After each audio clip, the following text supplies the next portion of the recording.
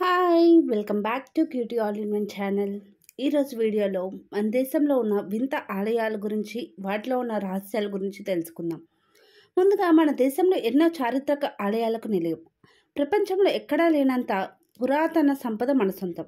చాలా ఆలయాల చరిత్ర, విశిష్టల గురించి మనకి ఎంతో కొంత తెలుసు. అయితే ఇప్పటికే కొన్ని టెంపుల్స్లో అంతుబట్టని రహస్యాలు ఉన్నాయి. అవేంటో ఈ వీడియోలో తెలుసుకుందాం.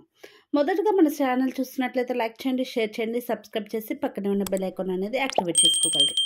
అలాగే ఇంకా వీడియోలోకి వెళ్ళిపోతాం. మనమందరం కంచి నుండి కాశ్మీర్ వరకు ఎన్నో ఆలయాలకు వెళ్తూనే ఉంటాం. దర్శనం తర్వాత కాసేపు అక్కడే ఉండి ప్రసాదం తీసుకొని తిరిగి వెళ్ళిపోతాం. అయితే ఆ టెంపుల్స్ వెనుక చాలా రహస్యాలు ఉంటాయి.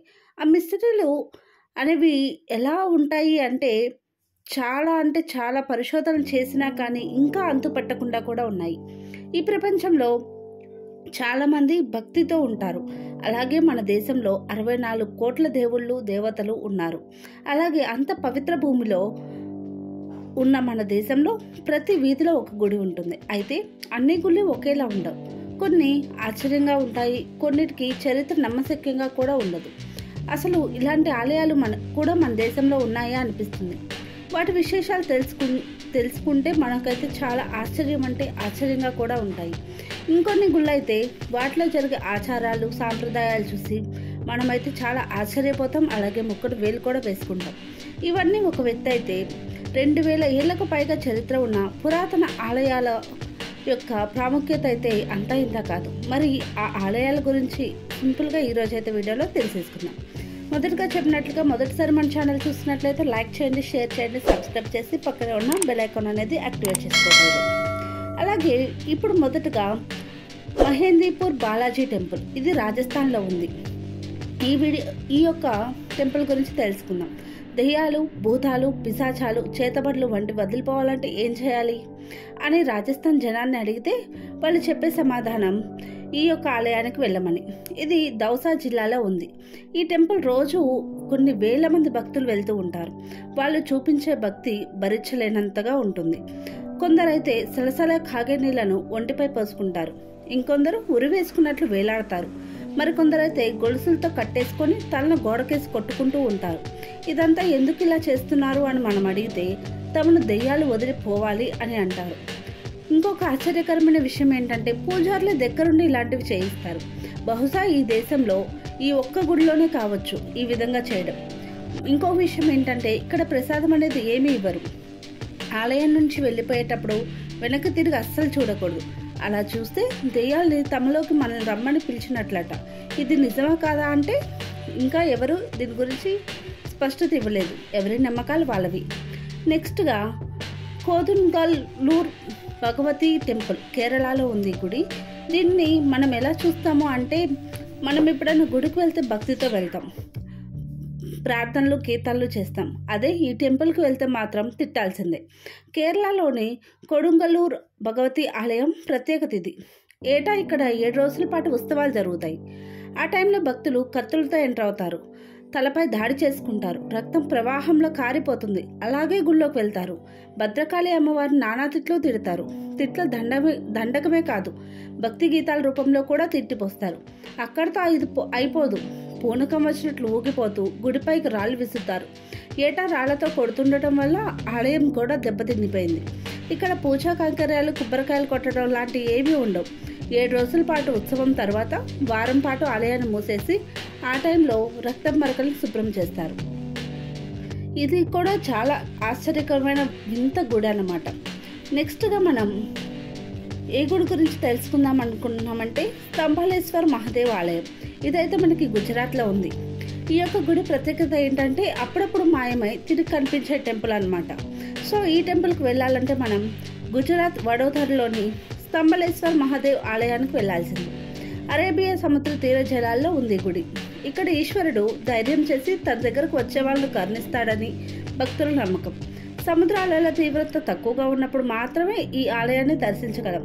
పెద్ద అలలు వస్తున్నప్పుడు ఇది పూర్తిగా నీటిలో మునిగిపోతుంది. కొన్ని గంటల తర్వాత తిరిగి కనిపిస్తుంది. ఇదే ఈ యొక్క గుడి ప్రత్యేకత. అందుకే ఈ గుడి చాలా ఫేమస్ కూడా అయింది. నెక్స్ట్గా మనం ఆంధ్రప్రదేశ్లో ఉన్న తిరుమల తిరుపతి టెంపుల్ గురించి తెలుసుకుందాం. మన తెలుగువారి తిరుమల టెంపుల్ కూడా ప్రత్యేకమైంది. పూజలు, భక్తజన సందోహం ఇవన్నీ ఒక ఎత్తు అయితే కేశ సంపద మరో ఎత్తు.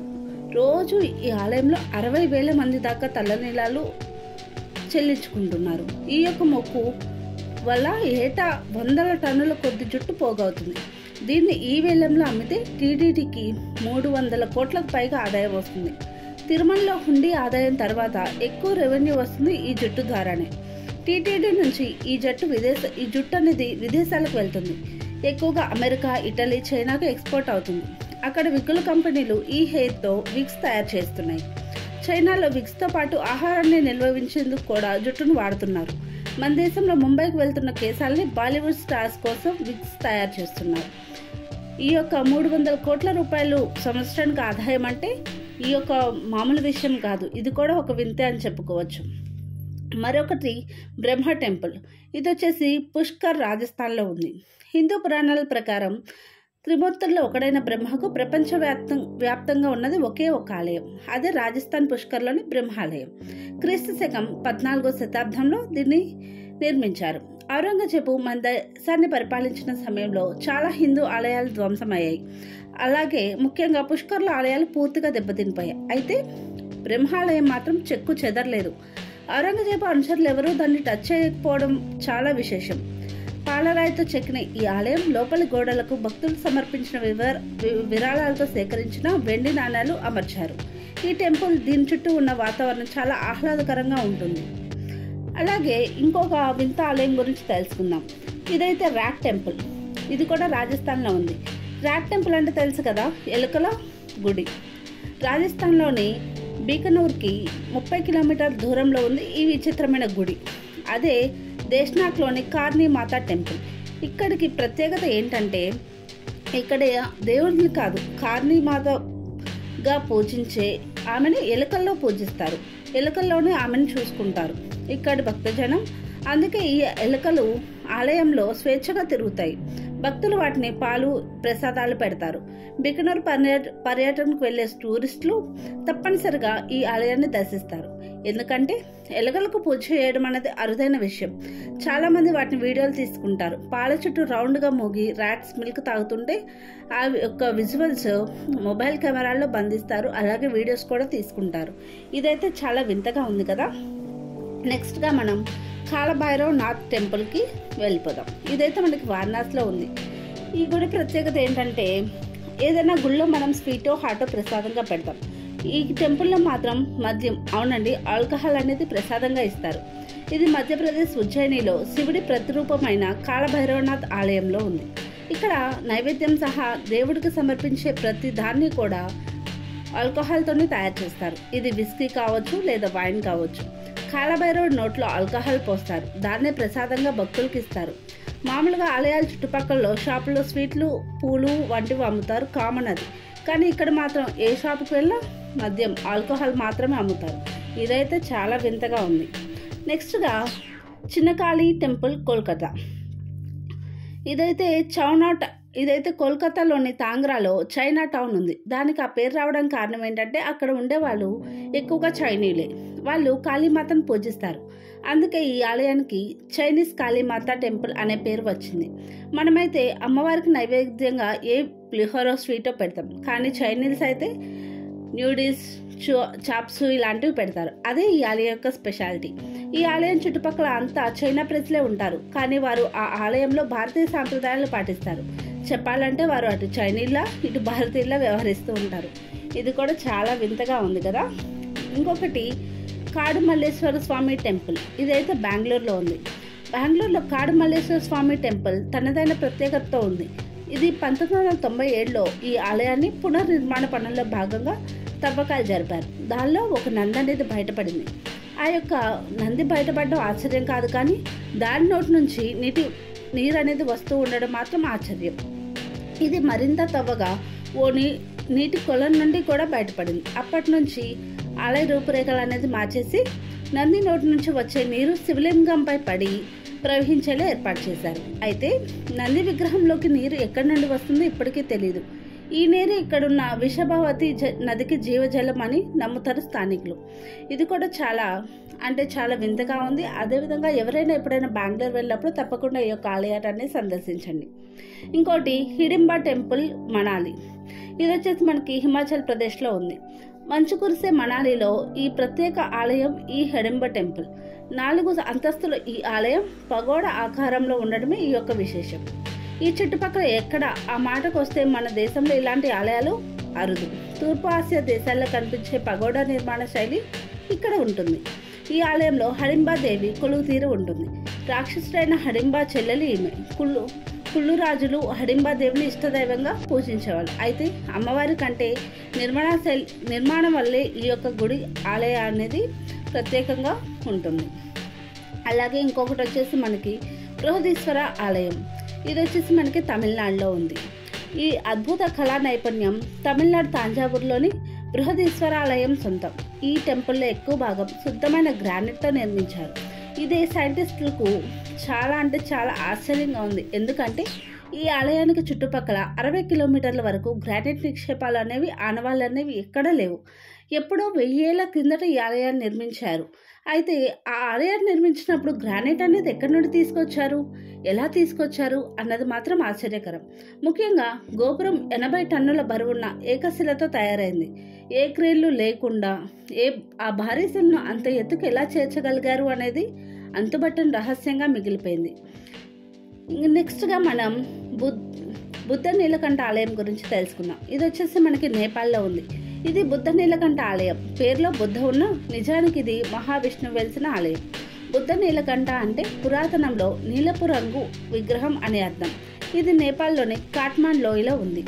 ఈ ఆలయంలో త్రిమూర్తుల్లో ఒకడైన శ్రీ మహావిష్ణువు ఆదిశేషుడి పైన శయన పూర్తిగా మనకు దర్శనమిస్తాడు. ఇక్కడ విష్ణుమూర్తి విగ్రహం 5 మీటర్ల పొడవైన రాతితో చెక్కి ఉంది. సహజంగా విష్ణువు శయన పూర్తిగా ఒక పక్కకు తిరిగి పడుకొని ఉండి ఉన్నప్పుడు మనం చూస్తాం. కానీ ఇక్కడ మాత్రం స్వామి వెల్లకలా పడుకొని ఆకాశం వైపు చూస్తూ ఉంటాడు. ఇంకో ప్రత్యేకత ఏంటంటే ఇంత భారీ విగ్రహం నీటిలో తేలుతూ ఉంటుంది. భక్తులతో పాటు పరిశోధకులు, సైంటిస్టులు కూడా ఈ యొక్క విశేషంగా ఆకర్షిస్తున్న విగ్రహాన్ని చూడడానికి క్యూలో ఉంటారు. 1957లో జరిపిన ఒక అధ్యయనం ప్రకారం 1300 సంవత్సరాల నుంచి నీటిలో తేలుతుంది ఈ విగ్రహం. ఇదంతా దైవశక్తిగా భక్తులు నమ్మితే పరిశోధకులు మాత్రం సైంటిఫిక్ కారణాలు అనేవి ఏమీ చెప్పలేకపోతున్నారు. ఇది ఇప్పటికీ కూడా ఒక మిస్టరీగానే ఉండిపోయింది. నెక్స్ట్గా బుల్లెట్ గుడి. అసలు బుల్లెట్ గుడి అంటే ఏంటి అనుకుంటున్నారా? ఇదైతే మనకి రాజస్థాన్లో ఉంది. మన దేశంలో సహజంగా విగ్రహాలని, ఆవుల్ని, చెట్లని, వానరాల్ని పూజించడం కామన్. కానీ బుల్లెట్ని దేవుళ్ళ భావించడం ఎక్కడైనా చూసాం అసలు ఈ వింత గుడి ఎక్కడుంది అనుకుంటున్నారా? రాజస్థాన్లోని భోదాపూర్లో ఉంది. ఇక్కడ రాయల్ ఎన్ఫీల్డ్ బుల్లెట్ను భక్తులు పూజిస్తారు. లిక్కర్ను నైవేద్యంగా సమర్పిస్తారు. ఇలా చేస్తే రోడ్డు ప్రమాదాలు జరగకుండా దేవుడు కాపాడుతారని ఈ గ్రామస్తుల నమ్మకం. దీని వెనుక ఓ నమ్మేశక్యమైన కాని కథ ఉంది. ఈ బైక్ నడిపిన బన్న ఈ గుడి ఉన్న ప్లేస్లో జరిగిన రోడ్డు ప్రమాదంలో చనిపోయాడు. పోలీసులు బైక్ను తీసుకెళ్లి స్టేషన్లో పెట్టారు. అయితే తెల్లారేసరికి ఈ బైక్ మరలా ప్రమాదం జరిగిన ప్లేస్లో కనిపించింది. పోలీసులు షాక్ అయిపోయారు. మళ్ళీ బైక్ను తీసుకెళ్లి ఈసారి గొలుసులతో కట్టేశారు. అయినా అంతే, నెక్స్ట్ డే ఈ బైక్ ప్రమాదం జరిగిన ప్లేస్లో ఉంది. ఇలా చాలాసార్లు జరగడంతో విసుకొచ్చిన పోలీసులు దీన్ని ఇక్కడే వదిలేశారట. జనం ఈ బైక్ను పూజిస్తూ బుల్లెట్ బాబాగా గుడి కట్టేశారు.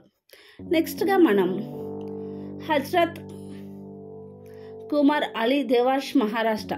ఇది వచ్చేసి మనకు మహారాష్ట్రలో ఉంది. సైన్స్ కారణం చెప్పలేకపోయిన మరో విశేషం ఈ గుడి. ఓ బండరాయి. మహారాష్ట్ర శివపూర్లోని హజ్రత్ కమీర్ అలీ దర్వేష్ దర్గాలో ఉంది ఈ స్టోన్. ముంబైకి 16 కిలోమీటర్ల దూరంలో పూణే శివార్లో ఆ దర్గా ఉంది. దానికి ఏ ప్రత్యేకత లేదు, కానీ అక్కడ ఉన్న రాయి మాత్రం ప్రపంచ గుర్తింపు పొందింది. కారణం దాంతో ముడిపడి ఉన్న అంతుబట్టని మిస్టరీయే. 90 కేజీల ఆ రాయిని ఒకవైపు పట్టుకొని ఎత్తడం ఎవరి వల్ల కావట్లేదు. అదే 11 మంది చుట్టూ మోగి చూపుడు వేలుతో ఎత్తితే మాత్రం ఈజీగా లెగుస్తుంది. ఇలా ఎందుకో సైంటిస్టులు అయితే చెప్పలేకపోయారు. ఇదంతా ఒక సాధువు ఇచ్చిన వరం వల్లే జరుగుతుందని అక్కడ స్థానికుల నమ్మకం అన్నమాట. నెక్స్ట్గా నిధివాన్ ఉత్తరప్రదేశ్. కొన్ని విషయాలు నమ్మాలో వద్దో కూడా తెలీదు. అలాంటిదే ఉత్తరప్రదేశ్లోని బృందావనంలో ఉంది నిధివనం రంగమహల్ టెంపుల్. ఈ ఆలయంలోకి రాత్రివేళ రాధాకృష్ణులు వస్తారని, రాసలీలు ఆడతారని స్థానికుల నమ్మకం. అందుకే సూర్యాస్తమయం తర్వాత ఈ టెంపుల్ను మూసేస్తారు. ఆలయ పరిసరాల్లోకి ఎవరిని అనుమతించరు. ఒకవేళ ఎవరైనా రాత్రి వేళ టెంపుల్లోకి వస్తే వాళ్ళు చనిపోతారని, లేదంటే వాళ్ళకు చూపు, మాట, వినికిడి శక్తి పోతుందని ప్రచారం. నిధివనంలో ఉండే చెట్లు మెలకలు తిరిగి చిత్రమైన ఆకారంలో కనిపిస్తాయి. ఇక్కడ నేలంతా పొడిగా ఉంటుంది. ఈ చెట్లు మాత్రం ఏడాదంతా పచ్చగా నిండి ఉంటాయి. వీటిని చూసిన వాళ్ళకు సహజంగానే ఈ ప్రదేశం ఆశ్చర్యం కలిగిస్తుంది. ఇప్పటి వరకు రాత్రి వేళ టెంపుల్లోకి ఎవరిని అనుమతించలేదు. అందువల్ల నిధివనం మాత్రం మిస్టరీగానే ఉండిపోయింది. దీనిలో బాలీవుడ్ హారర్ సినిమాలు కూడా వచ్చాయి. నెక్స్ట్గా మనం జ్వాలాదేవి టెంపుల్ హిమాచల్ ప్రదేశ్ గురించి తెలుసుకుందాం. ఈ యొక్క టెంపుల్ మనకి హిమాచల్ ప్రదేశ్లోని కంగ్రా జిల్లాలో జ్వాలాదేవి ఆలయం ఉంది. పరమశివుడి భార్య సతీదేవి ఆలయం ఇది. ఇక్కడ ఆశ్చర్యం కలిగించే విషయం ఏంటంటే ఆలయ ప్రాంగణంలో ఉండే జ్వాల 100 ఏళ్ళుగా వెలుగుతూనే ఉంది. దానికి ఇంధనం కానీ నూనె కానీ పోయకుండానే వెలుగుతుంది. దీని వెనుక ఓ కథ ప్రచారంలో ఉంది. సతీదేవి తండ్రి శివుణ్ణి తిరస్కరించడంతో మనస్తాపం చెందిన సతీదేవి సూసైడ్ చేసుకుంది. శ్రీ మహావిష్ణువు ఆమె దేహాన్ని 51 ముక్కలుగా చేయగా అవి భూమిపై వేర్వేరు ప్రాంతాల్లో పడ్డాయి.